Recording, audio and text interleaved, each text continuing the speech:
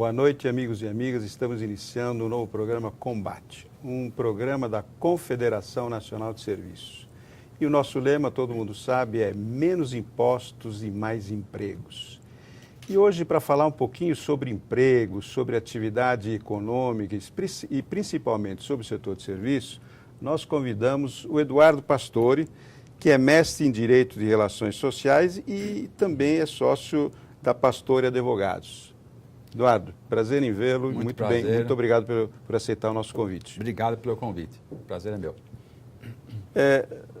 Eduardo, você tem escrito, fez alguns estudos, inclusive, sobre o problema da terceirização, que inclusive é um assunto já de anos que está tramitando no Congresso e está tramitando na Justiça do Trabalho. É uma palavra que eu não gosto muito, que eu acho que hoje deveria ser mais considerado como prestação de serviço, já que o setor de serviço hoje representa quase 68% do PIB nacional, e são empresas que hoje são empresas bem estruturadas, que prestam determinado serviço, determinada atividade, dentro de outras empresas, seja do próprio setor de serviço, como seja da indústria, do comércio e da agricultura. Como é que você vê esse projeto que ainda está no Congresso e agora esse assunto foi parar no Supremo? Bom, nós ficamos felizes, né, que agora parece que o projeto está caminhando para uma decisão definitiva.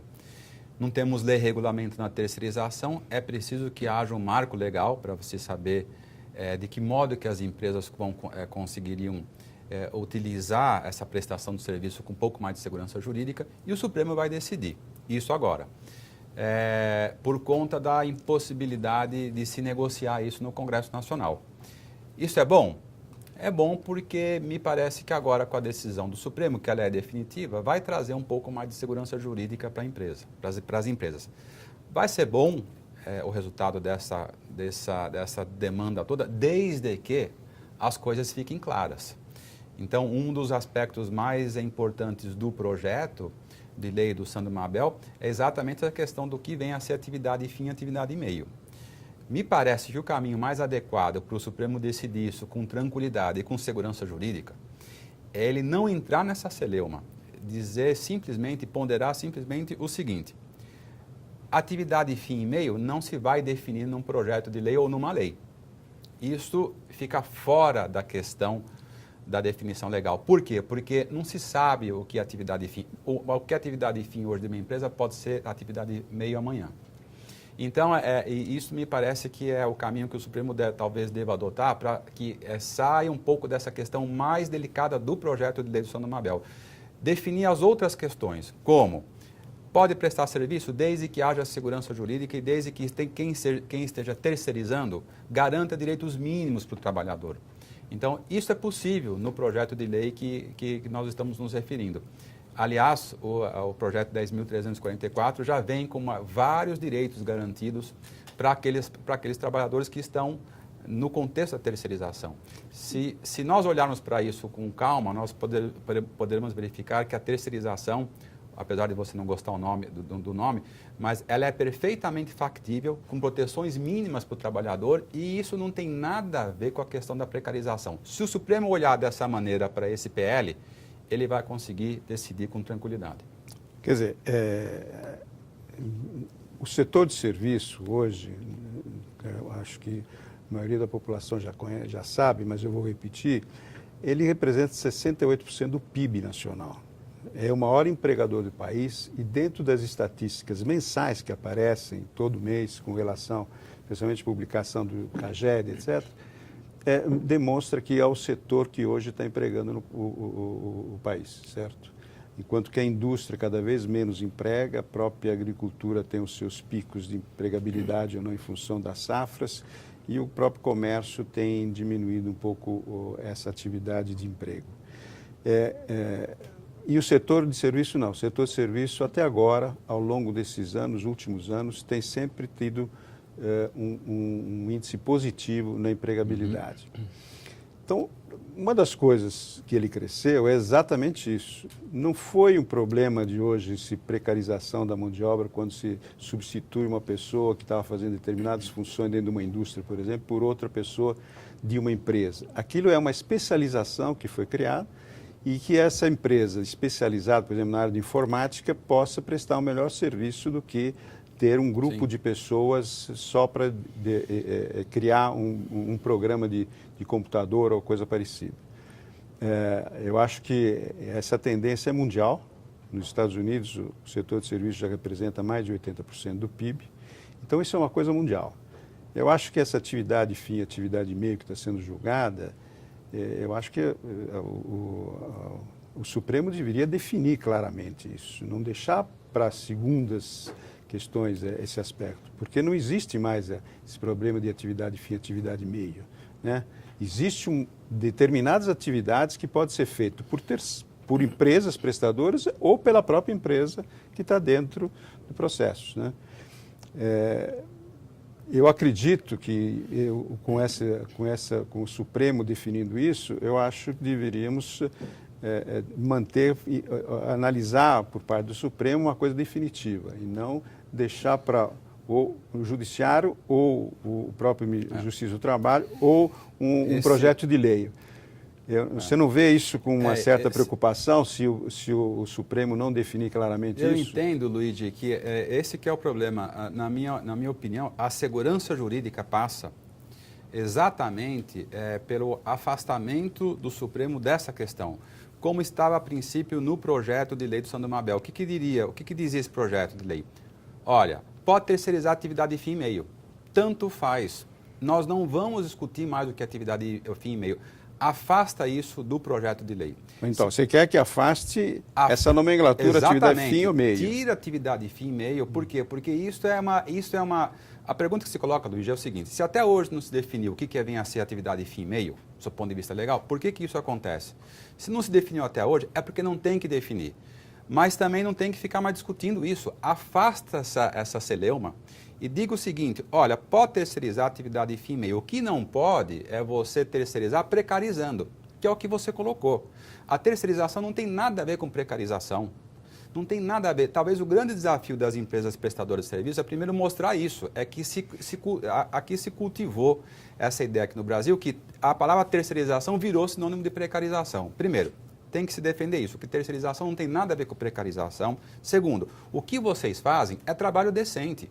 Vocês geram um trabalho protegido, vocês geram um trabalho com o trabalho com Nós trabalhadores... temos uma convenção coletiva feita exatamente, trabalhadores com direitos, com o 13º, com o fundo de garantia, com a média salarial maior do que a indústria. Inclusive, nós temos estudos aqui que mostram que a média salarial é maior que a indústria. Vocês têm as estatísticas na mão, isso não tem nada a ver com precarização. Portanto, isto, independente da atividade que vocês estão, entre aspas, terceirizando, se é fim ou meio, não importa, vocês estão no contexto do trabalho decente e protegido. Não tem nada a ver com precarização. A precarização do trabalho está no campo da fraude. E a fraude é uma prerrogativa da CLT. Quando a pessoa quer fraudar, ela frauda qualquer coisa. Terceirização, CLT com PJ, isso não é prerrogativa de terceirização. Então, Luiz, me parece que esse é o estigma que primeiro precisa ser combatido aqui no Brasil. E a segurança jurídica, para que se terceirize com tranquilidade, na minha opinião, passa exatamente por uma visão mais moderna. Olha, do direito do trabalho. Atividade fim e meio, nós não vamos nem mais discutir isso aqui, porque ninguém consegue definir. Primeiro, a justiça não conseguiu até hoje. Segundo, não é essa a questão que está em jogo. O que está em jogo é o seguinte: na hora que você terceiriza, é trabalho precário ou não? Se não é trabalho precário e vocês estão demonstrando estatisticamente que vocês não têm nada a ver com isso, por que não? Terceirizar, não estou dizendo que vai terceirizar qualquer coisa, é terceirizar aquelas atividades com um trabalho decente e protegido. Você não tem problema na hora que você terceiriza dessa maneira. Então, Luigi, me parece que o Supremo vai ter que caminhar por aí, tomando cuidado. Se ele adentrar, na minha opinião, se ele adentrar na questão de que, bom, deixa eu agora definir o que é atividade fim e meio, ou então, o pior, remeter para o juiz do trabalho, dizendo, ele define o que é atividade fim e meio, aí nós voltamos para estaca zero.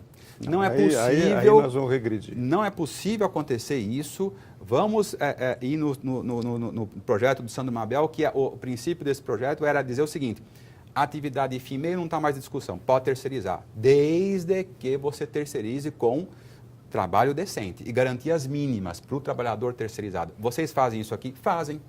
Então, vocês não têm nada a ver com a questão da fraude. Eu sei que esse projeto está lá, tramitando há muitos anos lá no Congresso, não era do Sandro, era de antes.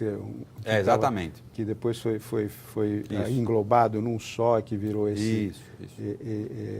Agora, você acha que nós precisamos de lei para definir uma atividade de prestação de serviço? Por que não há lei para definir uma fábrica, como se trabalha numa fábrica de sapato, por exemplo?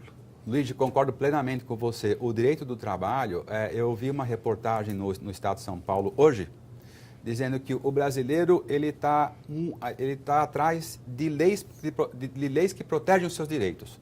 Só que nós aqui estamos sistematicamente descumprindo as leis. Então, ninguém cumpre a lei do bafômetro, ninguém cumpre as leis de trânsito, mas todo mundo gosta de muitas leis protegendo ou então concedendo direitos. Isso é um paradoxo, né, Luigi? Porque o nosso sistema jurídico e a nossa cabeça funciona assim. Na hora que está na lei, agora eu me sinto confortável porque o meu problema está resolvido. E não tem nada a ver com isso. É algo que antecede a legislação. É o comportamento do cidadão. Uma Constituição enxuta que não tem muita lei, como a americana, por exemplo, não precisa de muita lei regulamentando nas minúcias, como você muito bem colocou. Basta você ter a cultura do cidadão que cumpre a legislação existente. O Brasil não sofre do problema. O problema do Brasil não é a falta de lei, é excesso de lei. Aliás, eu digo sempre que o problema do Brasil, nós não precisamos de mais lei, nós precisamos de mais justiça. Pois é. A lei já existe. O que nós precisamos colocar agora na cabeça é como fazer para cumprir as leis existentes. Daqui a pouco, Lígia, nós vamos editar uma lei dizendo o seguinte, vamos ter que ter uma lei que manda cumprir a outra lei. A lei que permite respirar. Pois é. Então, você está certo. Você está certo na sua ponderação. É desnecessário você entrar nesses detalhes que o direito do trabalho entra para poder regular uma situação absolutamente particular. Isso o que acontece? Trava o negócio, espanta os investidores, o capital fica com medo, porque e a instabilidade jurídica é tremenda. Exatamente, a instabilidade jurídica é tremenda, isso não funciona. Os investidores que querem colocar o dinheiro aqui para poder gerar emprego e renda, como vocês fazem aqui, eles vão embora ou nem entram aqui no Brasil. E aí quando você fala isso para os ministros do TST, para a Justiça do Trabalho, os juízes do trabalho, eles falam assim, nós não temos nada a ver com os custos.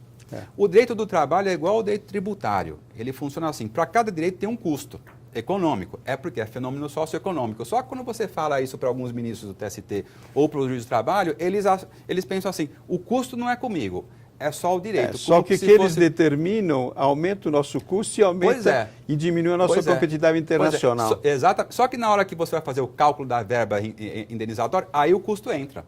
Claro. Porque você tem que fazer conta. Então, só nessa hora que entra o custo? Na hora que tem que indenizar? Eles não têm que ver também um problema de Estado, quer dizer, na hora que ele faz uma definição que prejudica o desenvolvimento econômico daquela atividade e faz com que essa atividade não possa ser competitiva internacionalmente, você não acha que está dificultando o desenvolvimento brasileiro? Essa cegueira é por opção.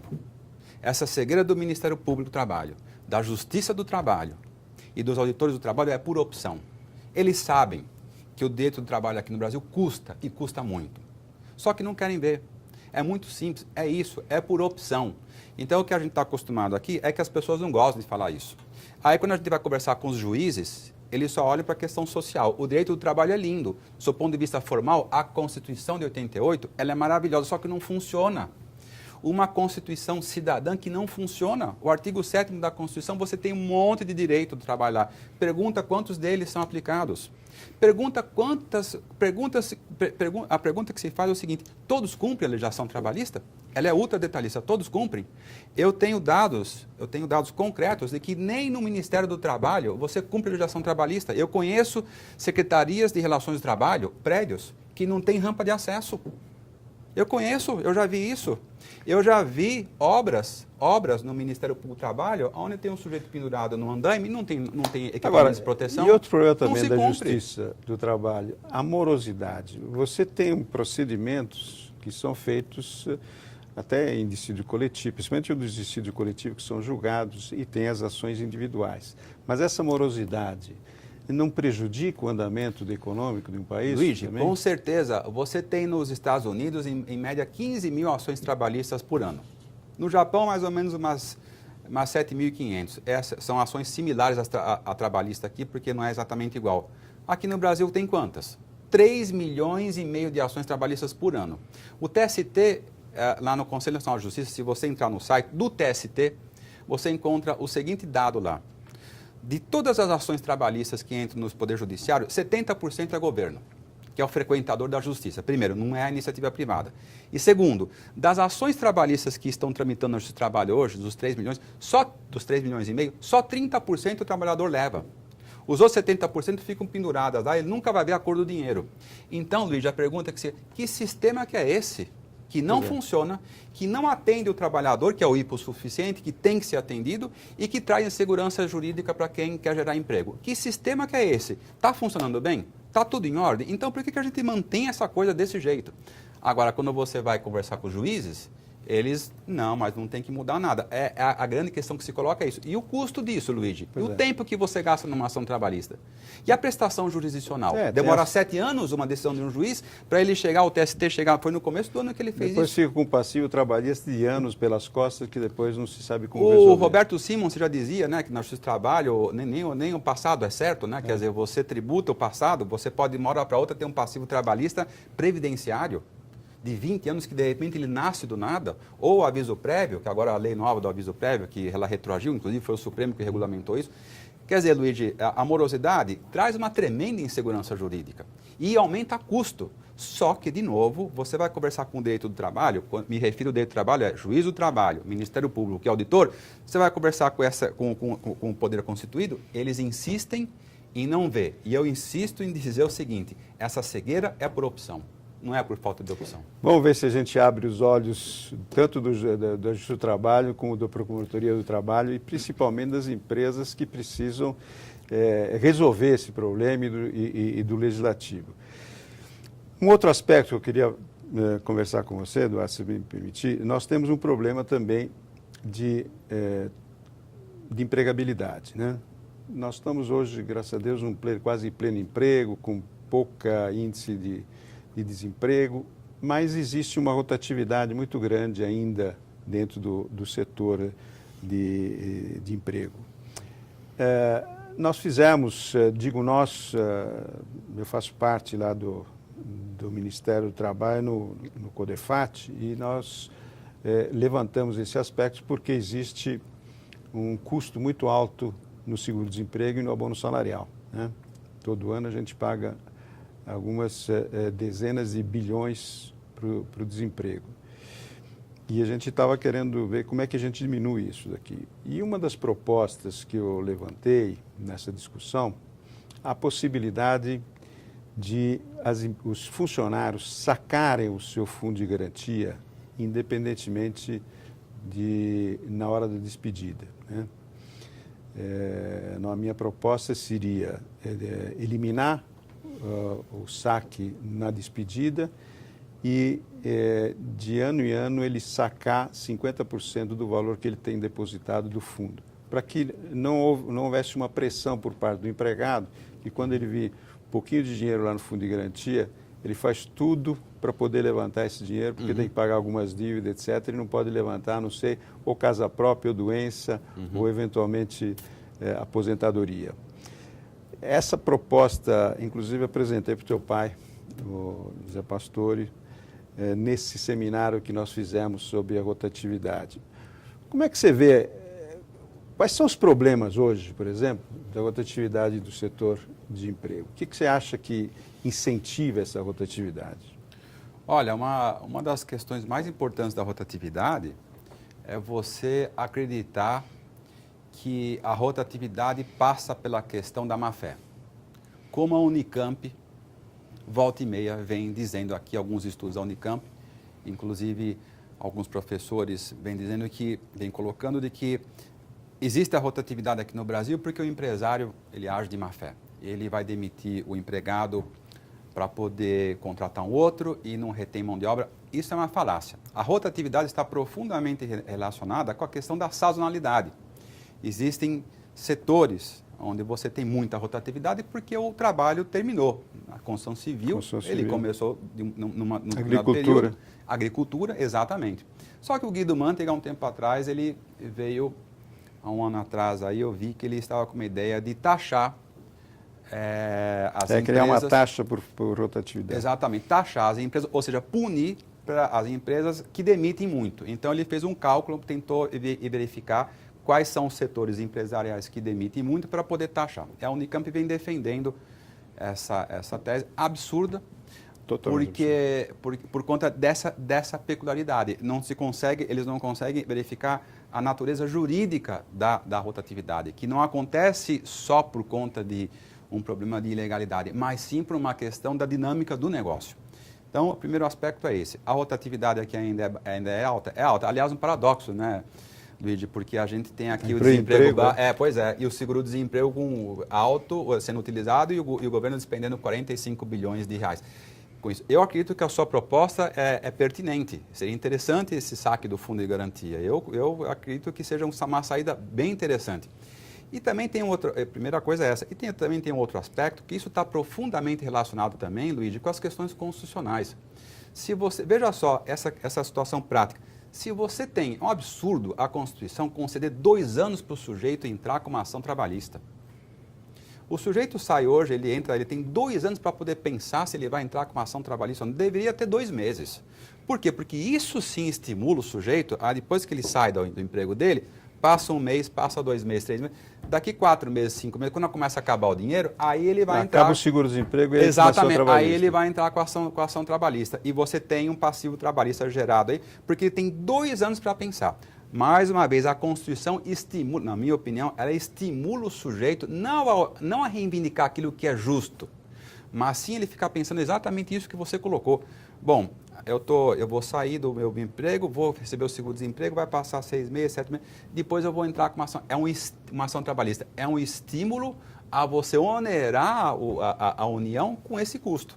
Então, está profundamente relacionado com as questões constitucionais. Só que aí você precisa de uma reforma constitucional. Talvez a sua ideia do saque do fundo de garantia seja uma saída mais pertinente. Mas precisamos, de novo, insisto, olhar a questão da rotatividade com cautela e não se imaginar que para acabar com a rotatividade, atender um pedido das centrais sindicais, que é taxar mais o capital. Não, eu acho que essa taxa foi questionada e eu acho que se criar uma taxa para rotatividade seria um absurdo e seria um ônus tremendo para uma injustiça que está, inclusive, querem fazer mais ou menos como o problema da segurança no trabalho. Eu acho absurdo isso, essa posição. Tanto é verdade que nesse seminário que foi feito um estudo muito interessante por parte do Diese, o Diese não focou muito esse aspecto, porque não chegou à conclusão que isso seja verdade. Então, o próprio Diese está demonstrando que não é o processo de você melhorar a rotatividade. Essa ideia do saque, ela seria interessante porque, primeiro, pelo estudo que a gente fez, ela não diminui o bolo do fundo de garantia, facilita a vida do trabalhador, porque eu estou chamando de saque feliz. Todo o aniversário dele tem chance de tirar 50% daquilo que ele tem lá, independente do que ele for fazer com o dinheiro. Ele já contribuiu com aquele valor? Já contribuiu para lá. Ou seja, não sai dos cofres da União, isso. Né? A empresa já está contribuindo para isso. E eu deixo sempre 50% para ele, para que se mantenha o fundo, ele saca todo ano, o aniversário dele, saca do jeito que ele quiser esse aspecto. Muito bom. Eu acho que isso seria uma solução. Está tramitando lá dentro do Ministério do Trabalho, dentro do CONEFAT, do Fundo de Garantia, essa alternativa. Eu acho que eu vou lhe mandar também essa minha sugestão técnica para você analisar. Se você puder fazer um comentário sobre isso, para nós depois fazermos um programa só sobre esse assunto para explicar um pouco mais com detalhe ao telespectador o que a gente gostaria de fazer com relação a isso. Bem, nós estamos terminando o nosso encontro, Eduardo, mas eu gostaria que você tecesse algumas palavras e qual é a sua mensagem com relação a essa problemática do justiça do trabalho, ter serviços terceirizados, etc. Eu gostaria de deixar uma mensagem, uma reflexão aqui como para que todos nós pudéssemos pensar seriamente sobre ela. Que é eu sempre brinco, eu tenho alguns mantras comigo, né? Que são algumas ideias de caráter assim, bem pedagógico que servem para a gente refletir e não só refletir, mas para a gente talvez mudar o nosso comportamento na área trabalhista. E esse mantra, eu chamo assim, ele se resume na seguinte situação. Grande parte dos problemas trabalhistas não são jurídicos. Eles são um problema de gestão, mais especificamente um problema de gestão de pessoas. É que eles se transformam num problema trabalhista depois. Se os empresários entenderem isso, se as empresas conseguirem compreender essa realidade, elas vão conseguir entender que muitos problemas trabalhistas, às vezes eles se transformam no problema jurídico, mas eles não nascem, o DNA não é jurídico. Ele nasce o quê? Lá na empresa. É um problema de gestão, de pessoa, de gente. Se o empresário entender isso, ele consegue atuar preventivamente para evitar alguns problemas na base. Através da valorização do seu RH, através das pessoas que lidam com as pessoas lá dentro. Isso custa barato, não custa muito caro, não precisa ficar esperando a Justiça do Trabalho mudar e não precisa ficar esperando uma mudança da CLT, que dificilmente virá a favor do capital. E eu estou falando isso, Luigi, porque eu estou vendo que as empresas que estão entendendo isso, elas estão conseguindo diminuir o passivo trabalhista agora, sem ter que ficar esperando uma mudança brutal da legislação trabalhista. Isso é possível? É. Só que exige uma mudança de postura do empresário. Eu estou falando aqui de cultura organizacional. Mas os empresários e as empresas que querem fazer essa mudança já estão colhendo esse fruto. Então eu deixo essa mensagem de otimismo, apesar da nossa conversa estar sempre rodeada aqui de uma situação muito difícil, mas eu deixo essa última mensagem aqui de otimismo para as empresas, dizendo que existe um caminho para a gente viver um pouco mais tranquilamente essa questão das relações de trabalho no Brasil. Obrigado, Eduardo Pastore. Eu que agradeço o convite. Boa noite, amigos e Obrigado. amigas, e até o nosso próximo programa. Obrigado.